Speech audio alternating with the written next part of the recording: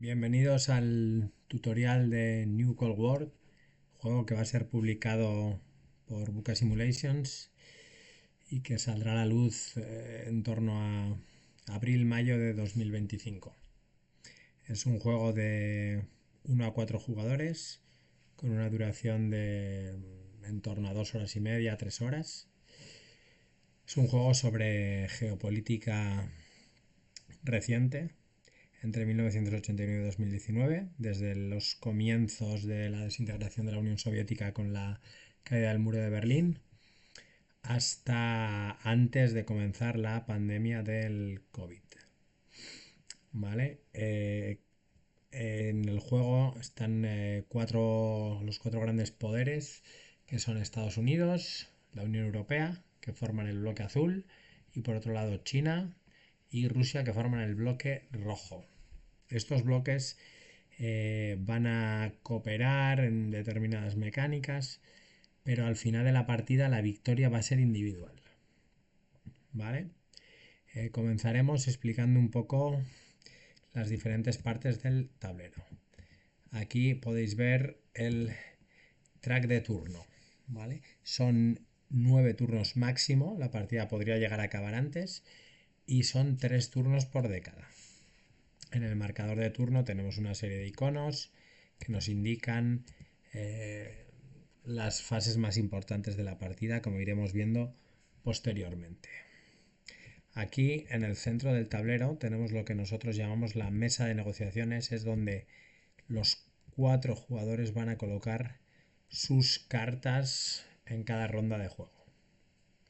¿Vale? Cada turno se van a jugar 3 rondas, es decir, 3 cartas cada jugador, y la cuarta carta irá a un mazo de descartes desde el que luego los jugadores que vayan por detrás en el marcador en estos turnos podrán intercambiar alguna carta. En el otro extremo, vamos a darle la vuelta para verlo mejor, tenemos los marcadores de prestigio, que es la corona, y medios de comunicación, que es el altavoz. El marcador de prestigio es un marcador individual. Como podéis ver, cada potencia tiene una ficha que indica su posición de salida, es decir, Estados Unidos con un prestigio alto, en el otro lado Rusia con un prestigio bajo, ¿vale? Es un marcador individual en el que nos iremos desplazando por la zona tanto negativa como positiva. En cambio, el marcador de medios de comunicación es un marcador en el que las dos potencias del bloque rojo tratarán de mover el marcador hacia su color y las dos azul hacia aquí. Aquí podemos observar hay un pequeño fallo, no se han podido cargar bien las dos banderas de Rusia y de China, y en el otro lado de Estados Unidos y la Unión Europea, que irían esos 4 círculos, ¿vale? No es que estén vacíos, sino que no se han cargado. ¿Vale? Entonces, cuando, por ejemplo, una potencia, el bloque azul, por ejemplo, lleve los medios hacia su dominio, irán hacia aquí, y el rojo irán hacia aquí. ¿Vale? Estos son, junto con el marcador de puntos de victoria, que es este que rodea el tablero, esos son los 4 marcadores principales: turno, prestigio, medios y puntos de victoria. En el resto del mapa tenemos una serie de regiones, 7 concretamente.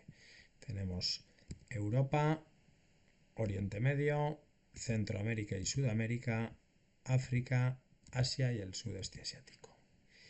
Si os fijáis, lo que es el territorio de los 4 grandes potencias, que son las que los jugadores vamos a manejar, no aparece en el tablero. Estamos hablando de Europa oriental, no de la Europa occidental, que ya forma parte de la propia Unión Europea en el año 89, ¿vale? Lo mismo el resto de territorios, ¿vale? Son, por así decirlo, los territorios en disputa para las 4 potencias, ¿vale?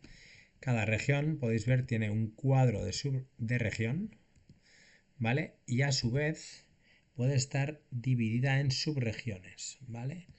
Perdón, vamos a acercarnos un poco aquí a Sudamérica. Voy a colocar esto bien. Vale.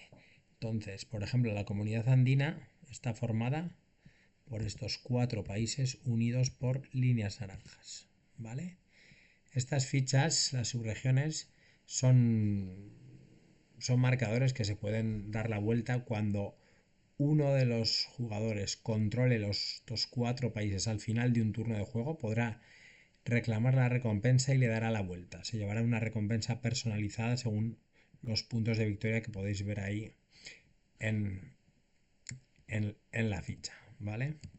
Entonces, una cosa son las regiones que las tenemos impresas en el tablero porque van a estar en disputa durante toda la partida, y otra cosa son las subregiones, que son unas fichas que vamos a ir dando la vuelta cuando consigamos su control. Dentro de cada región pues hay una serie de países, y los países tenemos dos clasificaciones. Por un lado tenemos el índice de estabilidad, que va de 1, los países más inestables, por ejemplo Ecuador o Bolivia. Luego tenemos 2, estabilidad media, o países de estabilidad 3, que es estabilidad alta, incluso países de estabilidad 4, como podríamos ver por ejemplo aquí, como podrían ser los estados del Golfo o Arabia Saudí o Israel, ¿vale? Ahí veréis que en los países que tienen una bandera, que son los que se llaman países orbitados, por ejemplo Colombia o Venezuela, ¿vale? Siempre hay un doble número, uno en azul, uno en rojo. ¿Qué quiere decir? Que por ejemplo en Colombia la estabilidad para el bloque azul es de 2, para el bloque rojo es de 3. En Venezuela pasa lo contrario, estabilidad de 1 para el bloque rojo, de 2 para el bloque azul. ¿Vale? La estabilidad va unida a los puntos de operaciones necesarios para establecer control en ese país o para quitar control de un rival de ese país, como luego veremos más adelante. ¿Vale? Esa es una clasificación, la estabilidad. La otra clasificación es la importancia geopolítica de cada país. Y aquí tenemos 3 tipos. Los más importantes son las potencias regionales, que tienen este círculo naranja alrededor del país, un círculo grande y otro más pequeño. Tenemos 5, aquí podemos ver otra, por ejemplo México, y las demás son Sudáfrica, India y Japón. Son 5 en todo el tablero, ¿vale? Estas potencias, cuando vayamos a puntuar el tablero, que esto lo hacemos al final de cada década, es este icono de aquí, la fase de puntuación global, las potencias regionales nos van a dar 3 puntos de victoria. Los países geoestratégicos, que son este círculo naranja y azul, como por ejemplo Venezuela o Argentina, nos van a dar 2 puntos de victoria. Y luego están ya los países normales, como todos estos que estoy marcando, que esos nos van a otorgar un punto de victoria. ¿Vale? Entonces puede haber países muy estables como Chile, que solo nos dan un punto de victoria, o países, por ejemplo, más inestables. Por ejemplo, podríamos enseñar uno típico, es el Congo en África, que tiene una estabilidad muy baja, pero es un país geoestratégico, hay grandes intereses en él, de diverso tipo. ¿Vale? Entonces, estos son un poco lo que hablaríamos de regiones, subregiones y la clasificación de países entre estabilidad y importancia geopolítica. Luego otro tema importante en el juego que viene relacionado con estos candados es que tanto Estados Unidos como Rusia tienen acceso a todo el tablero desde el comienzo de la partida.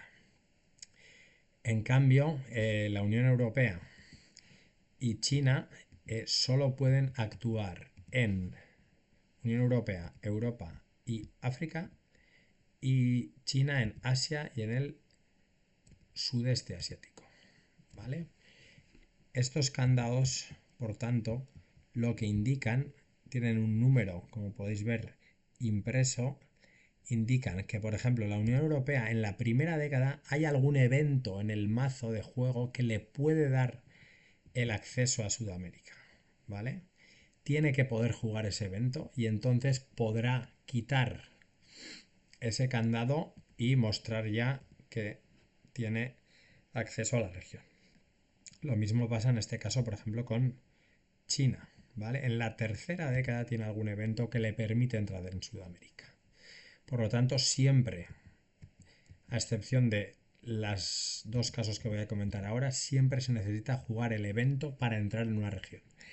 Esos dos casos, ¿cuáles son? Las aperturas automáticas de Sudamérica para la Unión Europea en el turno 5 y de África para el jugador chino en el turno 5. Para las demás, siempre se necesita un evento. Y luego hay una región que está permanentemente cerrada para un jugador, que es Europa para el jugador chino.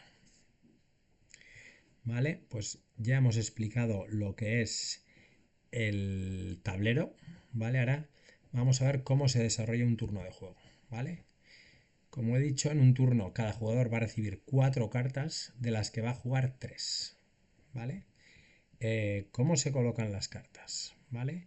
Cuando el jugador ha decidido qué carta va a jugar, la va a colocar en la línea de puntos, ¿vale?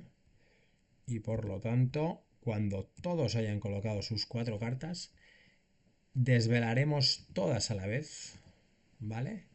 Y así indicaremos, mostraremos el orden de juego, ¿vale? No hay un orden predeterminado, sino que el orden lo van a dar las cartas, ¿vale? Vamos a ver. Por ejemplo, en este caso, el jugador ruso tiene una carta de crisis, que son estas cartas que tienen un valor 0 y ese fondo negro, ¿vale?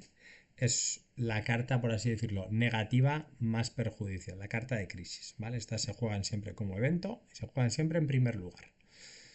Vale, en cambio, por ejemplo, estamos aquí jugando con el jugador de la Unión Europea. Como tenemos una carta neutral, el jugador de la Unión Europea puede decidir si jugarla o como puntos y entonces colocarla aquí, o jugarla como evento y colocarla aquí, ¿vale? En este caso vamos a decidir que lo ha jugado como evento. El jugador chino le ha tocado una carta de Estados Unidos, por lo tanto no tiene ninguna elección. Lo único que puede hacer es jugarla como puntos y el evento se ejecutará en favor del jugador estadounidense. Y en cambio aquí Estados Unidos pasa lo mismo que ha pasado antes con el jugador europeo, que como es una carta propia, en las propias o en las neutrales, aquí sí que vamos a escoger si jugamos los puntos o jugamos el evento. Vamos a ver que el jugador americano ha decidido jugar los puntos. Por lo tanto, ¿cómo se determina el orden? Primero siempre se juegan los eventos, de mayor a menor puntos de operaciones, con la excepción de que las cartas de crisis, 0 puntos, se juegan siempre en primer lugar.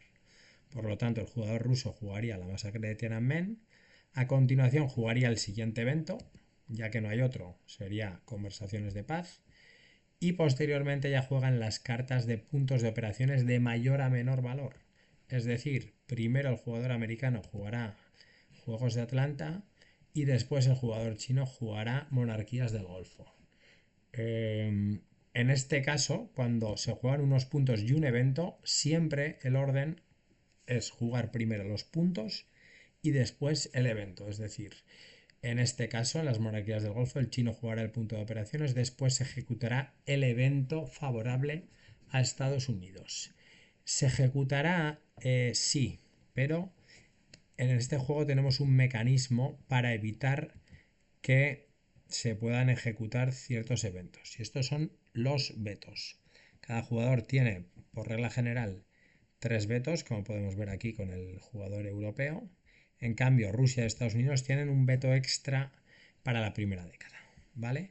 Como por ejemplo el jugador ruso lo que quiere vetar ahora es una carta de valor 1, las Monarquías del Golfo, él tiene que utilizar el veto de 1, ¿vale?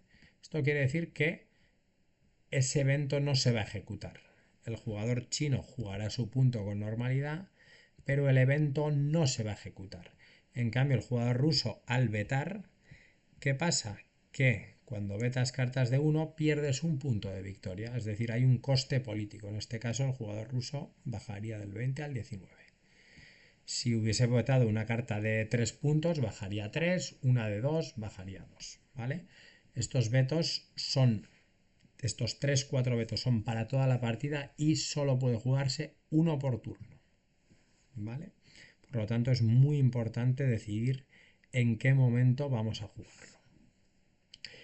Vale, en este caso iríamos primero ejecutando los eventos. En este caso, Massagrete Damen, pues el jugador chino perdería 2 puntos de prestigio, los medios irían hacia el azul y perdería 2 puntos de victoria. ¿Vale? No lo aplico en el tablero.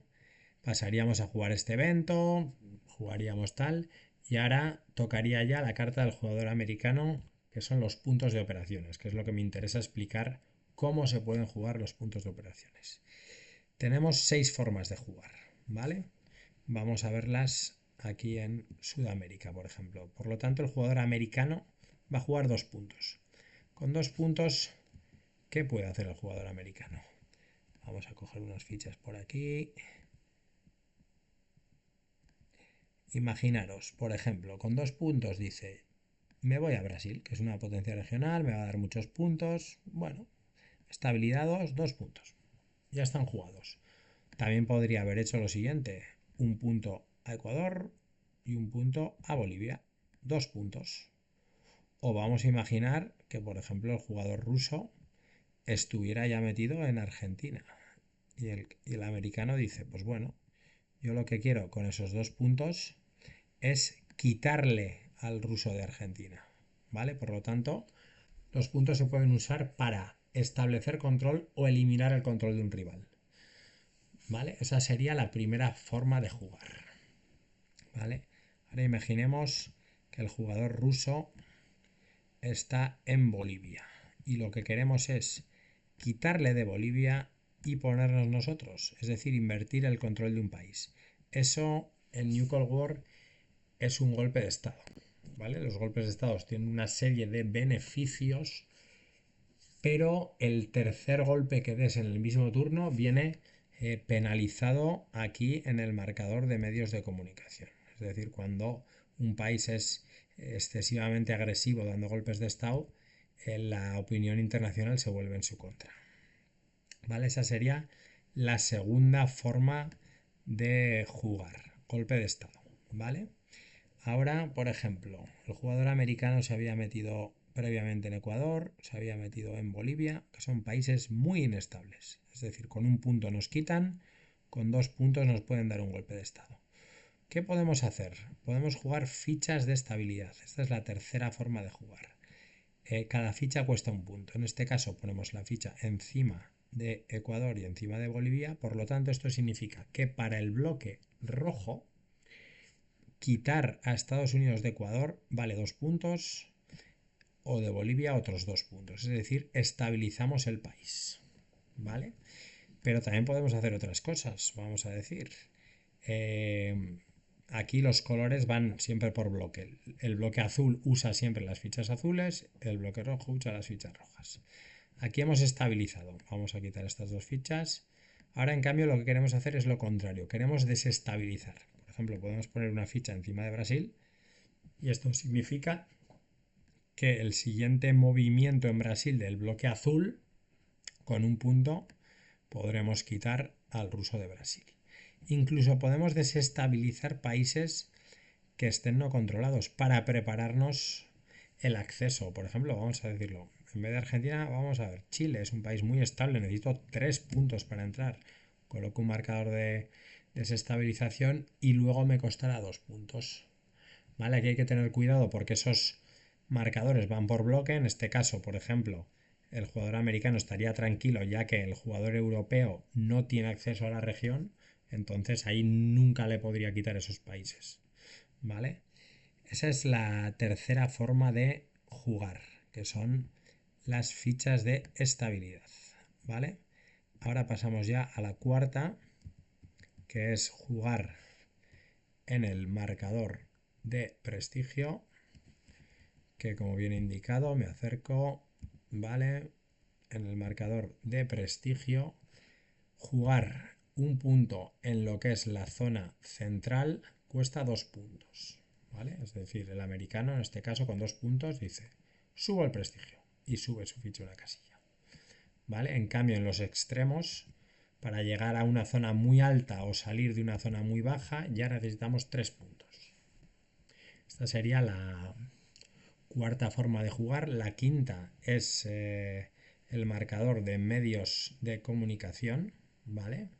Que aquí podemos jugar de manera individual, es decir, el americano con 2 puntos sube y avanza. Luego, por ejemplo, podría venir el chino con 2 puntos, lo mueve al 0, o el ruso con 2 puntos lo sube al 1, ¿vale? O lo que podemos hacer también es cooperar. En este caso, imaginaros, el jugador americano, bueno, el jugador, vamos a decir, el jugador europeo coge y dice, coloco una ficha de reserva de medios en esta casilla, sobre su bandera, que como he dicho no se ve, pero ahí estaría su bandera, con un punto de operaciones. Cuando el jugador americano coloque su bandera aquí con otro punto, las dos fichas se quitarán y avanzará el marcador de medios una posición hacia el lado azul. ¿Vale? Es decir, se puede subir los medios de manera individual con 2 puntos o se puede cooperar con un punto de cada potencia aliada. ¿Vale? Y la última forma de jugar sería el punto de reserva, que es esta casilla de aquí. Por ejemplo, el jugador ruso decide guardarse un punto de reserva para una posterior ronda o turno de juego, ¿vale? Nunca se pueden guardar con el cambio de década. Imaginaros que, vale, esto ya se ha jugado, quitamos esta carta y el jugador ruso va a jugar esta carta en su siguiente ronda, que en este caso es una carta rusa. Como hemos dicho, aquí podrá decir o juega el evento de Hezbollah y lo coloca aquí, o juega los puntos y lo coloca aquí, ¿vale? Previamente a decidir cómo se va a jugar esa carta, si quiere jugar el punto de reserva la tiene que poner encima. En este caso lo coloca encima y ¿qué hace? Cuando decide jugarlo como evento, ejecutará el evento y luego jugará un punto de operaciones. En cambio, si lo juega como puntos, jugará 2 puntos de operaciones. ¿Vale? En vez de 1 será 1 más el punto 2. Además, este punto que ponemos aquí contará para el orden de juego. Es decir, si han jugado estas 3 cartas como puntos de operaciones, primero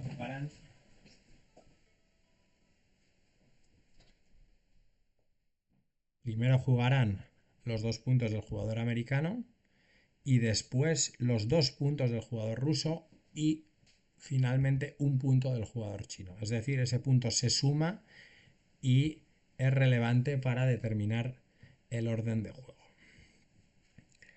¿Vale?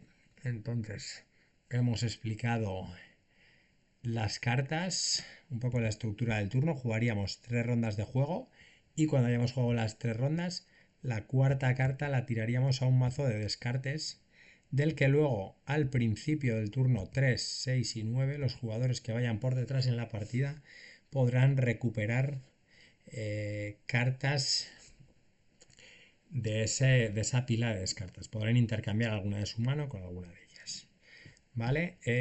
Explicamos cuáles son las condiciones de victoria. ¿Vale? En New Cold War hay 2 condiciones de victoria. Se puede ganar o por objetivos, ¿vale? Que vamos a ver cómo son los objetivos. Vamos a sacar aquí varias cartas. Bueno, y vamos a ver de qué están compuestos los objetivos, ¿vale? Al principio de la partida, como podréis ver aquí en el marcador de turno, tenemos este icono que nos indica que robaremos 3 objetivos al azar y escogeremos 2 de ellos, ¿vale? El no escogido se descarta definitivamente y luego cogeremos otro aquí, de nuestro mazo personalizado de 8 objetivos, es decir, jugaremos con 3 objetivos durante toda la partida. Cuando una potencia logre declarar 2 objetivos, máximo 1 por turno, como tarde al final del turno 8, ganará automáticamente. Si la partida llega al turno 9, ahí ganará a puntos de victoria, independientemente del número de objetivos declarados. Como veréis, declarar un objetivo también otorga unos puntos de victoria que salen abajo, ¿vale? Entonces es importante declarar los objetivos porque te acercan a la victoria automática y también suman puntos de cara a esa posible victoria a puntos del turno 9. Los objetivos, pues bueno, pueden ser controlar una región, por ejemplo en este caso Europa, o en este caso Oriente Medio, más otras condiciones. En este caso pide que controlemos dos potencias regionales y que tengamos los medios por encima de uno, es decir, que los medios estén en la casilla 2 roja o más arriba. Podemos tener otros objetivos como pueden ser controlar 11 de tus países orbitados, aquellos que tengan una bandera rusa al lado y ese doble número, que tengamos un prestigio por encima de 0. Controlar una serie de países, unida a una región como Centroamérica, ¿vale? Por lo tanto, los objetivos muestran, digamos, diferentes variables combinadas entre regiones, países como potencias regionales o geos, determinados niveles de prestigio, de medios, etcétera. ¿Vale? A raíz de esto, no he explicado, por ejemplo, cómo se controla una región. Vamos a decir que vamos a hacerlo aquí en Sudamérica, que nos va a resultar más sencillo. Vamos a ver que imaginaros que el jugador ruso tiene un objetivo en el que tiene que controlar Sudamérica, ¿vale? ¿Cómo se controla una región? Necesitamos tener cumplir dos condiciones. La primera de ellas sale siempre aquí en el cuadro de la región, es tener como mínimo el número de países que aparecen ahí. Por ejemplo, en este caso, 4 países. Vamos a pensar que imaginaros que el jugador ruso está en Paraguay, está en Uruguay y está en Brasil, ¿vale? Esa primera condición, que es tener 4 países, también está en Perú, ¿vale? Por ejemplo, en este caso ya lo cumple, ya tiene esos 4 países en la región y tiene que tener más puntos de victoria que el rival. En este caso, esos puntos de victoria se determinan siempre con ese 3 por la potencia regional, 2 por los geos y 1 por los países normales, ¿vale? Por lo tanto, aquí está claro, con los 3 de Brasil, 4, 5 y 6 puntos frente a 1 y 2 de Estados Unidos, que cumple las dos condiciones, tiene el número mínimo de países y tiene más puntos que el rival. Imaginaros ahora que el jugador ruso está en Venezuela y el jugador americano está en Brasil. Vuelve a cumplir la primera condición que hemos dicho, que son los 1, 2, 3, 4 países, pero ahora está sumando 2 de Venezuela más 1, 1 y 1, 5 puntos. Y en cambio Estados Unidos está sumando 3 de Brasil, 1 de Bolivia y 1 de Ecuador, también 5 puntos. Por lo tanto hay un empate, por lo tanto no está controlando la región. ¿De qué sirve controlar una región? Pues nos sirve lo que hemos dicho. Si tenemos un objetivo que tenga Sudamérica, si yo al final de un turno de juego, porque el objetivo siempre se declara al final de un turno de juego, al igual que las subregiones, si yo controlo la región, podré declarar ese objetivo. Y además también me sirve para las recompensas que se pueden obtener en las fases de puntuación que hacemos en los turnos 3, 6 y 9. Es decir, en esa fase de puntuación puntuaremos los países de manera individual junto con la recompensa en el caso de que haya alguna, ¿vale? Por lo tanto, en este caso, cada uno sumaría sus 5 puntos, no habría recompensa. O si quitamos, por ejemplo, aquí a Estados Unidos, pues Rusia tendría sus 5 puntos más los 4 de la recompensa y Estados Unidos tendría pues sus 2 puntos individuales, ¿vale? Os enseño un poco la hoja de ayuda, donde tenemos información importante. Tenemos el despliegue inicial, esto no lo he comentado. Una vez que recibimos 3 objetivos y elegimos 2, ahí ya realizamos nuestro despliegue entre la opción A y la opción B. Depende qué nos interese. Según nuestros objetivos iremos a una u otra opción. Podemos ver los países orbitados, nuestros y de los rivales, las dos clasificaciones de países según su valor, su estabilidad, las recompensas de golpes de estado. Tenemos diferente información relevante y sobre todo importante el tema de las cartas de objetivo de los rivales para poder conocer cuáles son esos objetivos que puede tener en la mano y con los que puede lograr una victoria automática. Y con esto creo que está explicada las mecánicas básicas de New Cold War. No es un juego, como veis, complicado de aprender. Las mecánicas son bastante sencillas, sí que cuesta más lo que es, digamos, dominar tanto el conocimiento de los eventos como las estrategias. Son 135 eventos, de los que vamos a jugar en torno a unos 90-95 en cada partida. Entonces, por tanto, no van a salir todos. También hay que tener en cuenta que, por ejemplo, los eventos que tengan un símbolo de papelera en la parte inferior de la carta van a salir del juego, se jueguen como se jueguen. Se juega, en este caso, Hezbollah se ha jugado como puntos, se va de la partida. El ruso, si lo quería como evento, tendría que haberlo decidido y haberlo jugado como evento. Decide jugarlo como puntos, ya no va a salir Hezbollah nunca más. En cambio, hay cartas, por ejemplo, recurrentes, como por ejemplo puede ser la crisis migratoria europea, que esa carta pues va a salir en la segunda década y también podría salir en la tercera porque no tiene icono de papelera y entonces va a volver al mazo. ¿Vale? Y con esto me despido ya. En próximas fechas haré algún vídeo más para mostraros los modos de juego, por ejemplo, en solitario o a 2 o 3 jugadores.